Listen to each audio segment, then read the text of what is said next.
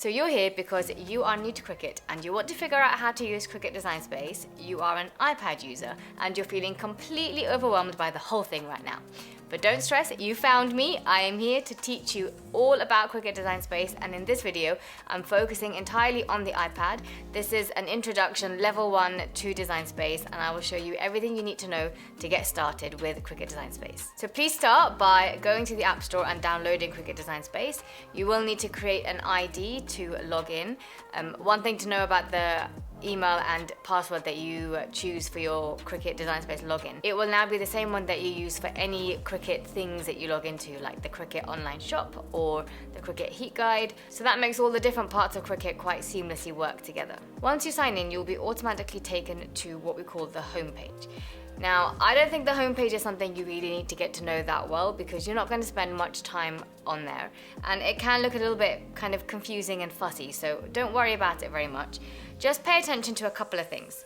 Along the bottom of the screen, you can see a menu. There are 4 sections to this menu. The only things you really need to know about are plus button, because this is what you will select when you want to start a new project, and My Stuff. We'll come back to what the My Stuff section is. The main thing really is to know that plus button because that's how you start a project. And on this page, the other important thing for you to do is to click on the hamburger menu in the top left, and then make sure you have selected the correct machine. If you are someone who owns more than one machine, then you will definitely need to make sure you select the correct machine when you start crafting. The reason for this is that if you were to change, for example, from the Cricut Maker 3 to the Cricut Joy, then you're using a very different size machine, and so Cricut Design Space will know that the Cricut Joy is smaller and it will adjust all of the projects and images and shapes that you are able to see in Design Space to be the ones that are compatible with the smaller Cricut Joy. Let's now move on to the canvas. You can get there by clicking on that plus button that I showed you earlier at the bottom menu, or on the top right hand side there is the actual word canvas, and you can also click on that. And here we are, we have a lovely blank canvas ready for us to start taking those wonderful creative ideas that we have in our heads and turn them into something on the actual screen. What I'd like you to pay attention to first is the menu along the bottom of the screen. And you can see that on the iPad, this is being separated into kind of 3 different sections. So we have the one on the left. These are all of the functions that you can use to add things onto your canvas, to add elements to your design. I will go through images today and text and shapes. The other ones I don't think you need to focus on as a beginner, so don't worry about those ones. In the middle we have another cluster of tools, and these are for once you've taken something and put it onto your canvas using the left-hand side menu. You use these tools to manipulate that image. You might want to make it bigger or smaller, rotate it, that kind of thing. If I click onto either of these right now, you can see the actual menus for action and edit are both grayed out right now, and that's because our canvas is blank, and so those menus can't do anything if there's nothing there. And on the right hand side you can access your camera. This is something that, again, you don't need to know why it's there as a level 1 beginner user, but I do want you to know what that settings button does on this menu. If you click onto that, the ones that I want you to know for now are firstly that you can change the units between imperial and metric, and you can decide if you want there to be a grid or no grid on your canvas. And for now, we don't need to worry about the other options within settings. So now that you're familiar with what you're seeing on the screen when you open up the canvas, let's start working through some of those menu options that we have. If I select images in the bottom left, what will open up is the complete library of images that Cricut Design Space has, which we can use in our projects. Now, before I go into more detail about these images and how they work, I do want you guys to know about Cricut Access. I've talked about this in many other videos, so I will drop an explanation for you about it now. I want to point out that although Cricut Design Space is software that is free to download, quite a lot of the features and kind of images and projects you're going to find in there are something you have to pay for. Now, you can do this by taking the monthly subscription, which is known as Cricut Access.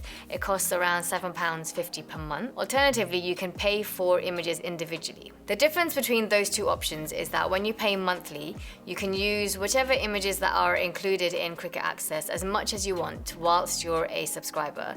But if you make a project using something that is in the Cricut Access library and then you decide to cancel your subscription, you would not be able to use those images anymore. However, if you decided not to be a monthly subscriber, but you found certain images that you really like and you just pay for them as a one-off, then those will always be in your library and your ability to use them will never be taken away. My suggestion to Cricut beginners is always just get started with your machine, get used to using it, kind of get over that initial fear of figuring things out before you decide to sign up to Cricut Access. You do get a month's free trial anyway, so once you feel more confident, you can do the free trial and decide if you want to actually pay monthly, if it's worth it for you or not. Hopefully that's given you some food for thought about whether you want to sign up to Cricut Access or not, but let's get back to looking at images. So you can see that there are over 1 million different images in the library, so whatever you're thinking of making, there will be something that you can work with in the image library. Let's start by clicking on the search bar at the top and choosing something that we want to design for. It's summer holidays right now, so why don't we search for beach? Maybe we want to personalize t-shirts for a family holiday. So that's narrowed it down to only 18,000 images, which is why it's a good idea to be as specific as you can be when you are doing an image search. The other hot tip I have for you is whenever you are browsing images like this and you find something you like, for example, this cute little beach scene, click on the little icon that you'll find in the box underneath it to bookmark that image. And what that means is that you'll be able to find it easily later on and you won't have to recreate your search to get back to that particular image. So let's say we're going to put this starfish onto a t-shirt. You can select it, and on this screen you will have a collection of images that are similar to the one that you have chosen. In case you see something there that actually takes your fancy a bit more, that's quite a handy little feature. But if this is the image that you like, then you simply click on Add to Canvas and it will be added to your canvas, and there we have the lovely starfish on our canvas. So if I want to move this shape around, I simply have to click on it and drag it around the canvas. And hopefully what you've just seen is that the menus that we had for actions and edit are now alive because there is something on the canvas that you can use those functions with. Let me just show you some of the really basic ways of adjusting this image. If you want to make it bigger or smaller, you simply click and drag from one of the corners. If you want to rotate it, then you can see there are these sort of circular shaped arrows underneath. If you click and move those around, then you will rotate the image. If you want to create a copy, then within the Actions menu, you can select Duplicate. One of the features that's really lovely on the iPad is that it has these smart guides. If you notice, when I move around the second starfish, these little purple lines will pop up to show me when I'm exactly aligned, top and bottom and middle, with the other starfish on the page. And this will work with any objects that are on your canvas.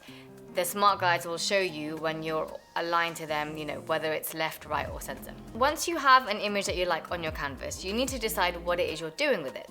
If we click into the Edit menu, you'll see at the very left-hand side, it has a section called Operation. So if I click into this, you can now set the color that you want this particular image to be. And if you click on Basic Cut at the top, it opens up all the other options of what you might be doing with this image. Now remember, this will be tailored for the machine that you have selected. If you are on the Cricut Maker 3, then you will have the full suite of options because that machine takes all the accessories. But if I were, for example, to change my setting to a Cricut Joy, in fact, let's just do that. Cricut Joy. And we go back to our canvas and have a look under operations. You can see now we only have the option of doing a cut or using a pen because the Cricut Joy does not take as many accessories as the Cricut Maker does, and also some functions like the foiling tool that you can use with a Cricut Joy, you have to be using the desktop version of Cricut Design Space for. If I change one of these to a pen, for example, let's say it's going to be raspberry. So you can see the difference in the two. So the starfish on the left-hand side we're going to be cutting, whereas the one on the right-hand side is going to be drawn with a pen, so you can see how these two will now look different. What I'd like to show you next is how we work with shapes. So if I click on Shapes in the menu at the bottom, you get options of just pre-made shapes that are available. These top ones are free for you to use, and if you scroll down a bit, you'll find others which are part of the Cricut Access subscription. For now, why don't we select a circle? And I want to resize it, so I will click and drag from the corner. And I want to change the color. So if you remember, I have to click on the edit menu, go into the operation, and I'm going to change this to be a nice light yellow and press apply. Okay, now if I move this around the canvas, you can see that currently it is the top layer. So it is obscuring the starfish that is already on the canvas. But what if I want to move this behind so that I can see the starfish on top, because maybe I'm planning to layer the circle behind the starfish in my final project? There is a way of doing this, and it is again in the edit menu.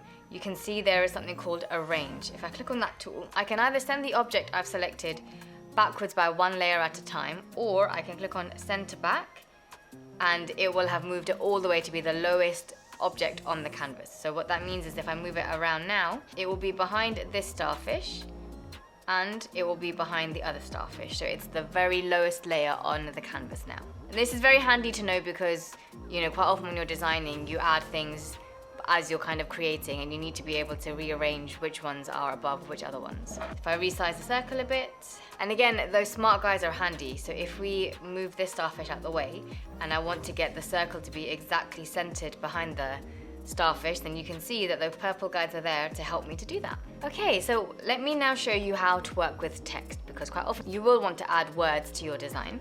So if you simply click on text, text box will automatically be placed on the canvas, and you can type in whatever text it is you want. So holiday, for example. Let's put an exclamation mark. And as before, if I want to get this onto my design, I simply have to drag it across. So what you're probably wanting to know now is how do you change the font, because this looks a little bit dire, doesn't it? And you can do that via the edit menu. You'll notice that the edit menu now looks a bit different because there's all of the functions that you can use with fonts that have appeared on the left-hand side that we didn't have before when we had selected the starfish. If we just work through these, you can change the font that you want. Again, some of these fonts will be within Cricut Access, so you may have to pay for them. And also a reminder to bookmark any font that you do like, because you don't want to be scrolling through all the many fonts, in fact the 1,000 fonts that are available in Design Space. If you want to only see the free fonts, then on the top of this menu, click on System, and that will show you only those fonts installed on your iPad, which will obviously be free for you to use. A nice feature that the font section now has is that you can filter the fonts according to different themes. For example, let's filter by celebration. It's a holiday, so something kind of upbeat and funky might be just what we need for this project. So if you find something you like, you simply select it, and your canvas will automatically update to show you the new font that you have chosen. If you want to resize your text, you can do that from the edit menu by typing a specific size, for example, 100.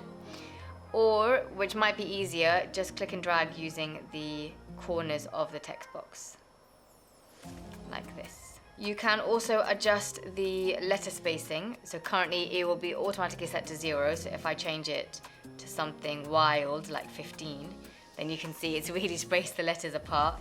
Take it back down to, let's say, 2. You can see the difference that makes. If you do have more than one line of text, you can also adjust the line space in exactly the same way by typing in the number. Now, one more thing that I'd like to show you about text, which I think is useful to know even when you are a beginner, is sometimes when you're using your Cricut machine, it's because you want to use the pen function, but you want it to look like it's been handwritten, because maybe, like me, you don't have the best, most beautiful cursive handwriting.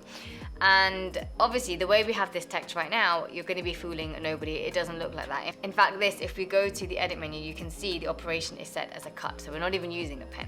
If we change this to pen, any color is fine, really. You can see that it looks like a bubble letter, like outlines of letters, not how people would actually write.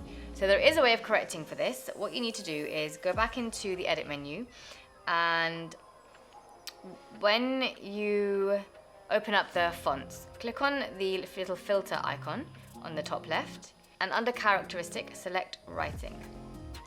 And now, because we've got that filter on, all of the fonts that we've chosen, for example this one here, will have what is known as a writing style. Currently on the canvas, this looks as bad as it did before. It's still weird bubble letters. But if within the edit menu we click on style, we can change that to a single stroke, and you can now see the difference. So if I click on undo, which you can find in the middle of the menu at the bottom, you can see how that looks when it is just a regular font. and when we change it to a writing style. Writing style is really good to know when you are, wanting to get a really beautifully neat handwriting kind of look. The last thing I'd like you guys to be aware of as a beginner using Design Space is how to save your projects. You can see that in the top right hand side next to Make It is a little floppy disk, which is the universal icon for save. So if you click here, then you can save your project, just give it a name, and that way the next time you are crafting, you'll be able to pick up where you left off or recreate the project if you want to make it more than once. And let me just show you where you can find those projects that you've saved. So if we come out of the canvas and we're back on the home page with that menu at the bottom with the 4 different sections, under My Stuff, you will find categories for projects that you have bookmarked or saved, the same for images, and then Collections is where you can create folders to save your projects into different folders if you like your digital life to be nicely organized. So if you click into any one of these categories, you'll be able to find the projects that you have designed yourself and saved, but also ones that you have bookmarked. If you are ever wanting to do some crafting, but you're not really up for the actual designing process that I've just talked about, then the other cool thing about Design Space is that it has these ready-to-make projects already available for you in the software. From the homepage, if you search in the top bar, let's say we're sticking with the beach t-shirt, you can just search for that idea and you'll find a whole range of projects that have either been designed by people in the Cricut community and then just shared within Design Space, or have been put in there by the Cricut team themselves. If you click on the filter icon on the top right hand side, then you can decide exactly which projects you want to see. When you are a beginner, I do suggest that you stick to Cricut projects, not community projects, meaning projects that Cricut themselves have designed and tested and put into Design Space versus ones that people like me have designed and made. Just because I think you'll have a better experience with ones that have been professionally done.